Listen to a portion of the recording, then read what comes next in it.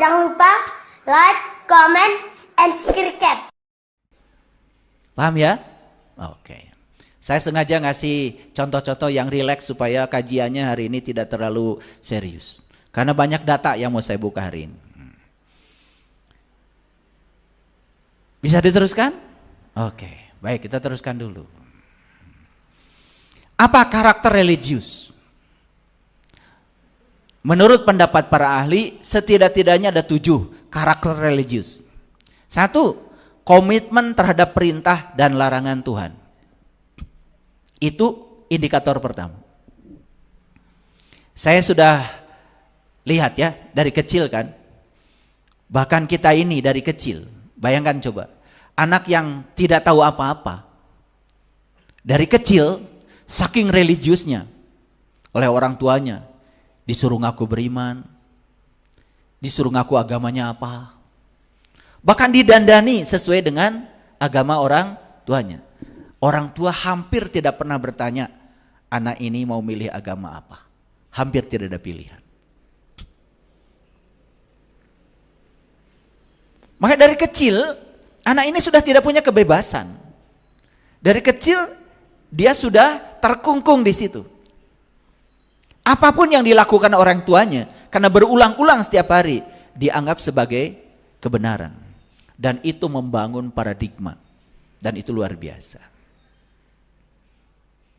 Jadi yang pertama, karakter religius itu komitmen terhadap perintah dan larangan Tuhan. Pertanyaan saya, pernah gak Bapak Ibu bertanya,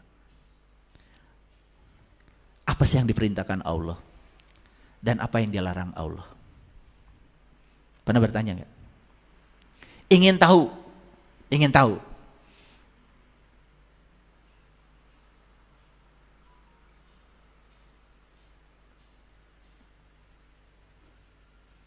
Pernah ada keinginan bertanya seperti itu? Ada gak perintah menyebut-nyebut nama Tuhan? Misalnya, cari di Quran. Ada gak perintah mengingat Tuhan? Cari di Quran. Apakah menyebut-nyebut namanya sama dengan mengingatnya? Pernah berpikir? Di Quran ada perintah mendirikan sholat. Apakah sama dengan perintah melaksanakan sholat? Apa bedanya? Pernah gak bertanya? Gak pernah. Hampir tidak ada pertanyaan di sini. Pokoknya apa yang dilakukan orang, ikut saja. Bertahun-tahun kita melakukannya. Walaupun kita tidak merasakan apa-apa, kita tetap melakukannya. Dan lama-kelamaan itu dianggap seakan-akan perintah Tuhan. Padahal kalau Tuhan mau bicara, loh aku tidak memerintahkan itu.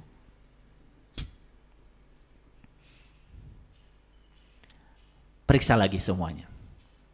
Saya tidak mau menyebut satu silahkan periksa lagi semuanya. Pertanyakan semuanya.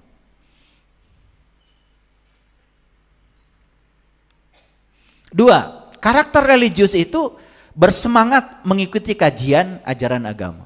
Nih, contoh religius. Semangat mengikuti kajian agama. Religius ini. 3, aktif dalam kegiatan keagamaan. Religius. Saya tidak ragukan lagi.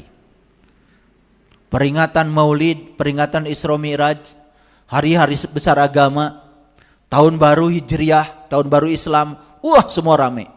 Pawai obor dan lain sebagainya. Itu religius. Menghargai simbol-simbol keagamaan. Religius. Sampai rumah pun simbol-simbol keagamaan tidak pernah lepas. Religius. Ini yang diteliti indikatornya. Akrab dengan kitab suci. Akrab? Alhamdulillah, akrab. Tiap hari dibaca. Tiap tahun tamat. Tapi orang bodoh itu seperti sendok. Sendok itu walaupun dekat dengan makanan enak, dia yang paling dekat dengan makanan enak, tapi dia yang tidak pernah merasakan enaknya makanan. Saya cuma khawatir saja, dekat dan akrab dengan kitab suci, tetapi kita tidak mengerti rasanya kitab suci.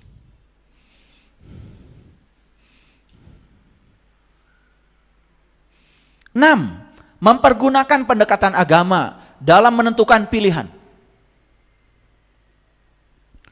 Pilih jodoh aja pakai pendekatan agama. Ntar dulu dites, idgham bila gunanya udah tepat atau tidak. Kalau tidak, jangan jadi menantu saya. Wah itu. Jadi pendekatan agama dalam segala aktivitas. Untuk pilihan-pilihan hidup pun menggunakan pendekatan agama. Keren itu, luar biasa. Jangan bangga dulu. Ajaran agama dijadikan sebagai sumber pengembangan ide. Ini 6 karakter sikap religius yang diteliti oleh Pew Research Center. Saya kira semua yang 7 ini sudah sangat luar biasa bagi Bapak Ibu. Betul? Saya yakin di tiap tasnya itu sudah ada Quran. Ya toh? Iya. Mahasiswa saya juga setiap hari pada baca Quran. Iya. Bahkan baca Qurannya senangnya yang kecil. Di sudut-sudut ruangan itu pada baca Quran yang kecil. Saya tanya, kenapa kamu baca Quran yang kecil? Oh ini bagus Pak. Bukan yang bagus tuh yang gede. Biar mata gak rusak. Gitu. Karena yang kecil itu katanya lebih bagus daripada yang gede. Nah saya juga gak ngerti bagusnya apa. Tapi saya mohon maaf ya, bukan saya ini. Saya suka memperhatikan. Nih rajin nih baca Qur'annya nih. Jadi kalau ujian, saya pura-pura tidak tahu aja. Saya ke WC, padahal saya di belakang pintu. Nonton. Nyontek juga. Maaf ya, ini data yang saya amati. Makanya kalau yang kayak gitu tuh, yang menggunakan simbol-simbol agama dalam ulangan, dalam ujian, bahkan di ujiannya di atas Bismillahirrahmanirrahim itu, huruf Arab. Tapi nyontek jalan, itu. Saya di situ mulai bingung itu, saya nggak ngerti, gitu. Kok simbol-simbol agamanya sudah masuk, tapi kesadarannya nggak ada. Nah ini ada pertanyaan kalau bagi saya itu, ada pertanyaan, kenapa kok bisa begitu? Oke, stop dulu sampai situ. Kita masuk data berikutnya. Sekarang saya masuk data yang dikemukakan oleh The Well-Being Research Center. Jadi Well-Being Research Center ini bertempat tinggal di Oxford University. Jadi Oxford University, Universitas Oxford itu punya departemen penelitian khusus untuk pusat penelitian kesejahteraan. Nah, jadi yang diteliti itu apa? Yang diteliti itu meneliti tentang negara-negara paling bahagia di dunia. Nah, ini penelitian dilakukan tahun 2024. Jadi masih baru. Oke. Apa yang diteliti? Yang diteliti itu ada dukungan sosial, harapan hidup sehat, kebebasan, kemurahan hati atau kedermawanan, dan kebebasan dari korupsi. Karena 5 ini sangat mendukung untuk menyatakan negara ini bahagia atau tidak. Yang diteliti lebih dari 143 negara. Indonesia alhamdulillah di urutan ke-80. Bagus. Gimana sih, tepuk tangan dong. Dari 143 80 bagus. Semangat. Harus semangat ya. Tapi tadinya saya membayangkan, kan negara kita negara yang paling religius, paling taat beribadah, tadinya saya membayangkan negara kita masuk 10 negara paling tidak paling bahagia di dunia. Itu yang melatar belakangi kenapa judul kita hari ini religius tapi tidak bahagia. Ini kira-kira baru masuk judul ya ini, baru masuk judul. Belum masuk isinya. Belum. Tenang aja. Nah, nanti kita teliti di mana ini masalahnya. Nah, oleh karena itu izinkan saya menyampaikan 10 negara paling bahagia di dunia tahun 2024. Jadi yang diteliti itu tadi dukungan sosial. Jadi dukungan sosial itu maksudnya apa? Ya, tempat-tempat yang membuat mereka bahagia itu disediakan. Ada. Harapan hidup sehatnya lebih besar. Rumah sakit gratis, kira-kira begitu. Ya. Orang tidak takut sakit, tidak khawatir. Ya, sumber-sumber segala penyakit sudah ditiadakan. Karena ternyata menurut riset yang terbaru, sumber penyakit fisik itu pertama adalah jiwa yang kotor. Yang kedua adalah pikiran yang semraut. Yang ketiga adalah hubungan sosial yang tidak bagus. Itu saja sudah 90% menentukan seseorang sakit secara fisik. Oleh karena itu orang-orang yang sakit itu harus diperiksa jiwanya seperti apa, mentalnya seperti apa, hubungan sosialnya seperti apa. Itu sumber penyakit. Dan rumah sakit tidak pernah ngurusi itu. Kalau kalian datang ke rumah sakit tidak pernah dicek ini jiwanya kotor apa bersih. Belum ada alat untuk mendeteksi jiwa. Tetapi sakit itu sudah indikasi bahwa jiwanya kurang bagus. Nah, nanti itu saya jelaskan dalam sesi khusus ya. Karena hari ini topiknya adalah religius tapi tidak bahagia. Semoga dalam 2 jam ini saya bisa sampai ke titiknya. Di mana letaknya? Kok religius tapi tidak bahagia? Oleh karena itu saya akan kemukakan data dulu. Supaya tidak ada yang berdasarkan persepsi. Kebebasan. Itu indikator kebahagiaan.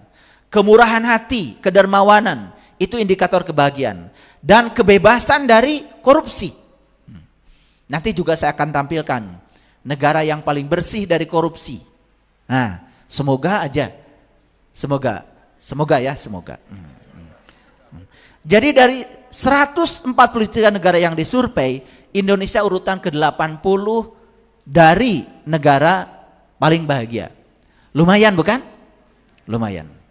Tetapi kalau dikaitkan dengan Quran surat Al-Mu'minun. Surat Al-Mu'minun ayat yang pertama.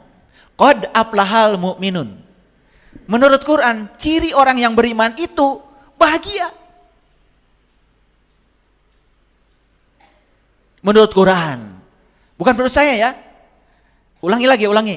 Qad aflahal mu'minun. Berbahagialah orang yang beriman. Itu Quran. Surat Al-Mu'minun ayat pertama. Menurut Quran, orang yang beriman itu bahagia. Memang di Quran tidak ada pernyataan religiusitas berbanding lurus dengan kebahagiaan. Tapi orang yang beriman dijamin oleh Allah bahagia. Satu analisis saya, jangan-jangan religiusitas itu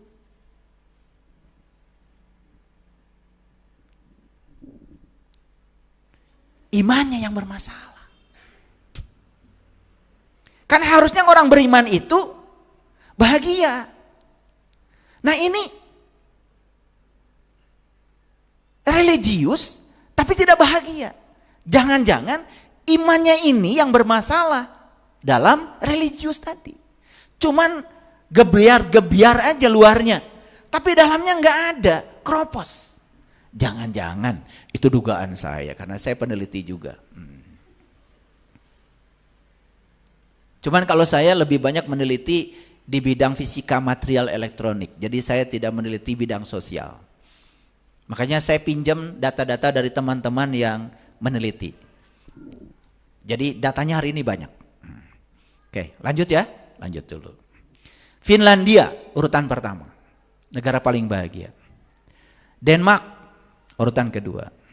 Islandia urutan ketiga. Swedia urutan keempat. Israel urutan kelima.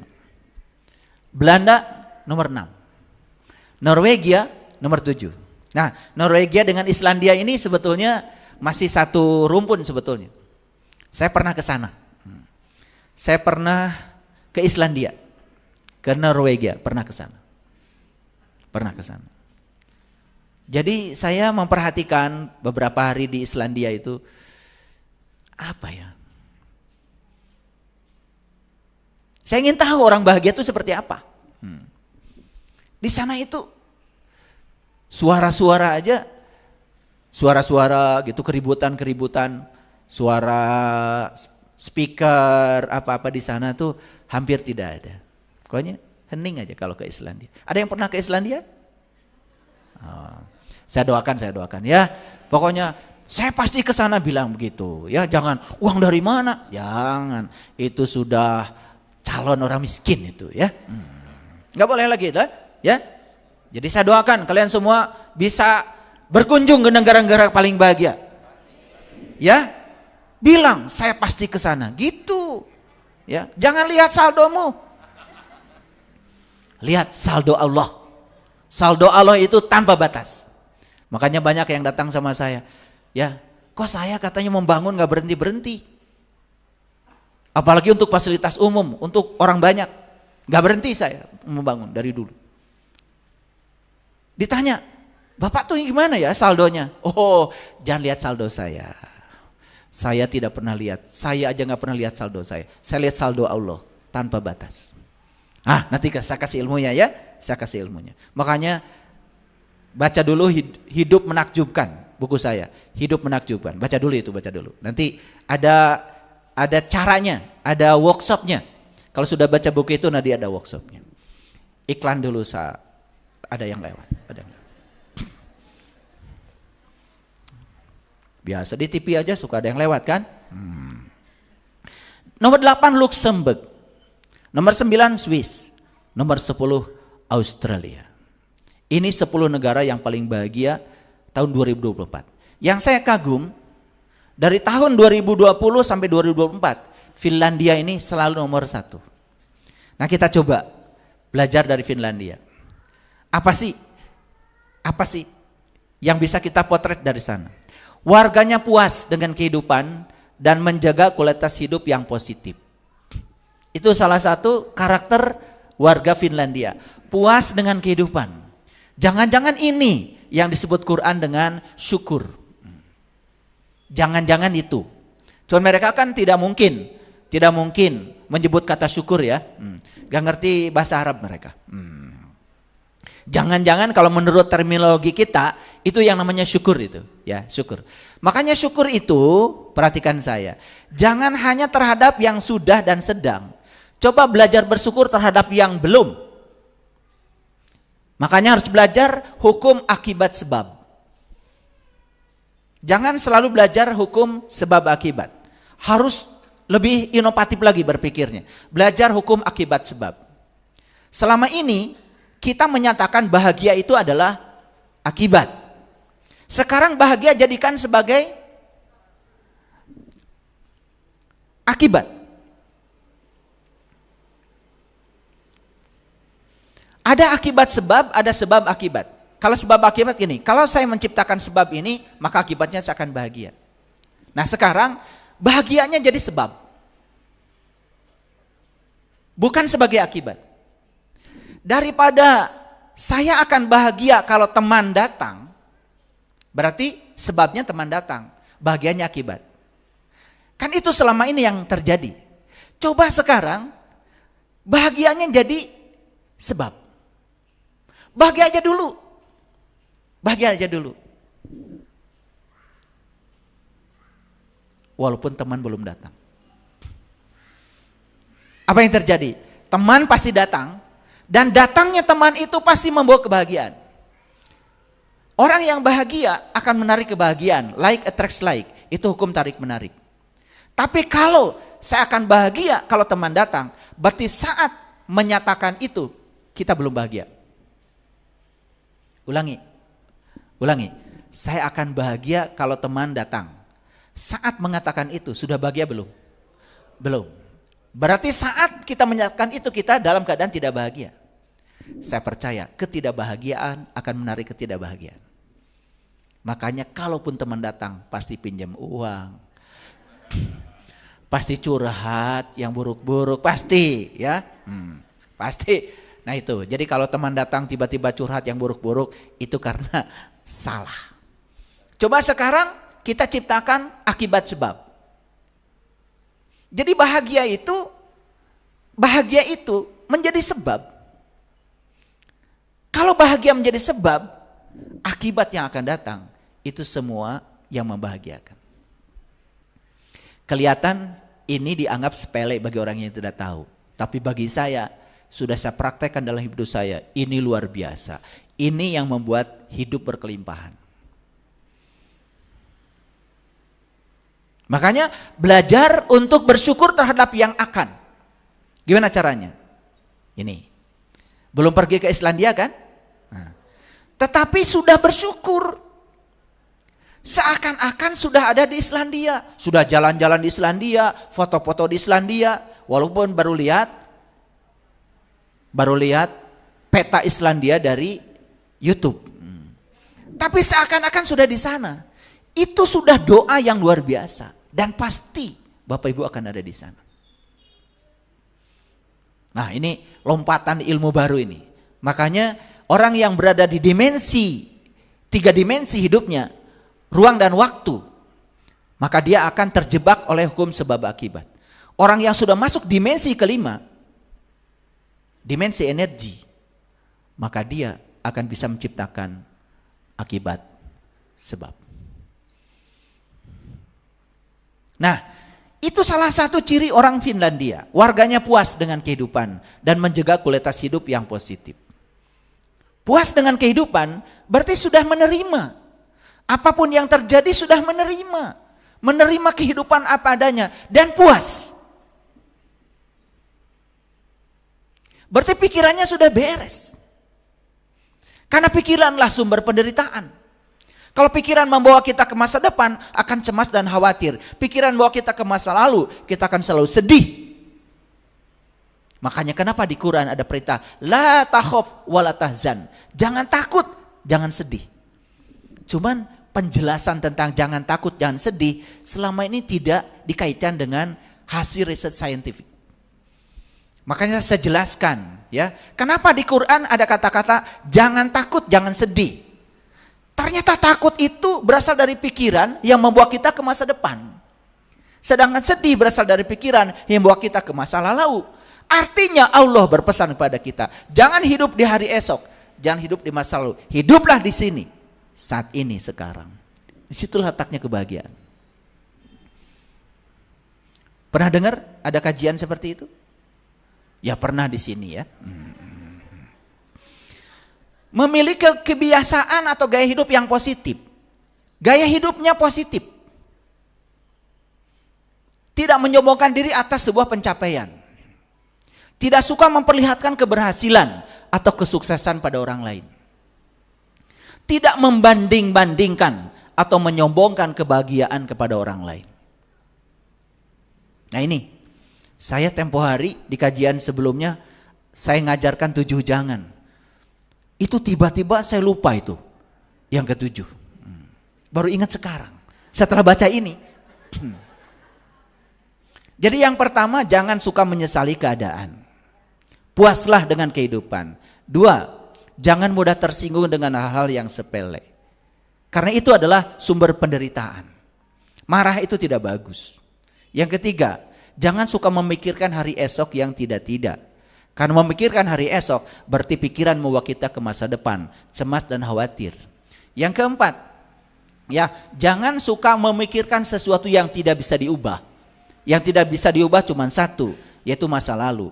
Tapi masa lalu bisa diubah, sudut pandang kita terhadap masa lalu. Itu yang bisa diubah. Yang kelima, jangan iri hati. Yang keenam, jangan menganggur. Nah yang ketujuh, begitu saya baca ini baru ingat sekarang. Yang ketujuh itu, jangan banding-bandingkan dirimu dengan siapapun. Jangan hidup dengan pembanding. Hidup dengan pembanding membuat kita terus-menerus jadi orang lain. Dan ketika kita jadi orang lain, kita tidak akan sukses menjadi diri kita sendiri. Coba bandingkan rumah kita dengan rumah orang. Kita akan kehilangan kepuasan pada rumah kita sendiri. Bandingkan mobil kita dengan mobil orang. Kita kehilangan kepuasan terhadap mobil kita sendiri. Bandingkan pasangan kita dengan pasangan orang.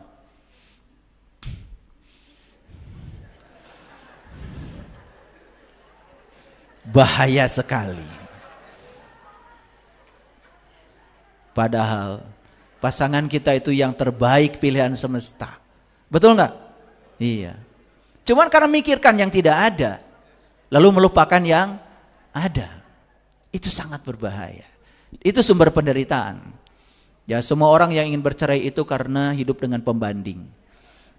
Hati-hati itu. Ya, tidak akan pernah menjadi diri sendiri. Ya, makanya belajar menerima dan menghargai perbedaan. Di mana belajar pertama di rumah dengan pasangan. Itu dulu. Kalau dengan pasangan sudah sukses, baru belajar menerima dan menghargai perbedaan dengan tetangga. Nanti kita pun bisa akan toleran pada semua orang. Belajar menerima dan menghargai perbedaan dengan semua orang. Jadi ternyata sumber kebahagiaan orang Finlandia itu tidak membanding-bandingkan. Tidak menyombongkan kebahagiaan pada orang lain. Makanya ada kata-kata bijak. Jangan cerita uang banyak sama orang yang tidak punya uang. Jangan cerita kesehatan pada orang yang sakit. Itu kan diajarkan kita untuk belajar timbang rasa. Ya, lanjut dulu, ini agak banyak nih hari ini. Orang Finlandia itu sangat menjaga dan menghargai alam. Ternyata alam itu menjadi sumber utama kebahagiaan. Makanya kalau di komunitas kami di BSI ini, pergi ke alam itu rutin. Saya ajak selalu pergi ke alam. Meditasi di alam. Karena apa? Kita dengan alam itu sejenis loh. Sejenis kita dengan alam itu. Ya, semua unsur-unsur yang ada di alam itu semua unsur-unsur yang ada dalam diri kita. Makanya mendekatkan diri pada alam itu menyadari bahwa kita dengan alam itu sejenis, sehingga timbul yang namanya welas asih. Hal ini terbukti dengan Finlandia yang menjadi negara paling hijau dan ramah lingkungan. Ikut melakukan dekarbonisasi pemanas rumah tangga. Jadi, untuk menjadi negara bahagia itu ternyata tidak cukup. Apalagi hanya menjalankan aktivitas rutin sehari-hari. Apalagi yang dijalankan tidak mengerti.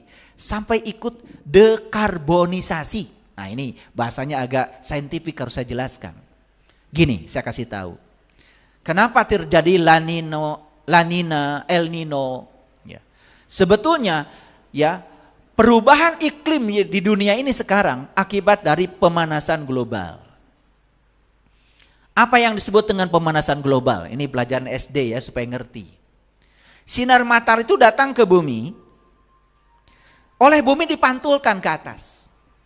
Nah saat dipantulkan di permukaan bumi ini sudah banyak penghalang. Apa penghalangnya? Penghalangnya itu adalah hasil polusi dari berbagai macam aktivitas manusia. Sehingga di sini ada penghalang. Nah, penghalang ini menyebabkan sinar matahari yang datang dari matahari dipantulkan oleh bumi ke atas, oleh penghalang dipantulkan lagi ke bumi, dipantulkan lagi sehingga sinar matahari terperangkap di lapisan ini. Jadi dia terpantul-pantul saja. Dulu sebelum ada polusi, sinar matahari datang ke bumi dipantulkan lagi ke sana. Lepas ke atas sehingga suhu bumi dulu bisa dikontrol. Akibatnya suhu di permukaan bumi meningkat sehingga es di kutub mencair. Di Papua, orang Papua sekarang sudah tidak bisa melihat lagi salju di Puncak Jaya akibat suhunya naik sehingga salju akan mencair. Akibat yang paling luar biasa apa? Yang luar biasa adalah permukaan laut terus naik. Daratan semakin mengecil. Sehingga mungkin suatu saat ya bumi ini semuanya akan menjadi laut. Nah, makanya harus latihan berenang dari sekarang. Ini supaya mengerti. Nah, kenapa efek rumah kaca ini terjadi? Nah, akibat aktivitas kita juga. Makanya Jakarta itu termasuk ibu kota yang paling tidak layak hidup dari sisi polusi. Dari mana? Itu dari karbon. Karena banyak manusia terlalu banyak menggunakan karbon. Makanya dekarbonisasi artinya mengurangi penggunaan karbon supaya tidak terjadi efek rumah kaca. Bayangkan, orang yang sudah bahagia itu pedulinya sampai ke situ. Nah, orang yang ini udah berkesadaran ini. Nah, nanti ada pertanyaan lagi dari saya. Mereka itu tidak religius, tapi kenapa berkesadaran ya? Nah ini. Nah yang religius malah gak berkesadaran. Nah itu timbul lagi pertanyaan. Hari ini pokoknya banyak pertanyaan ya. Biar mikir. Anggap ini kuliah S4 ya. S4. S4 itu ya senang senyum, susah senyum. Itu S4. Nah kalau sudah di tingkatan itu kesadaran kita, itu sudah pendidikan yang paling tinggi ya. Senang senyum, susah senyum. Apapun senyum. Ibaratnya banyak uang juga senyum aja, manis.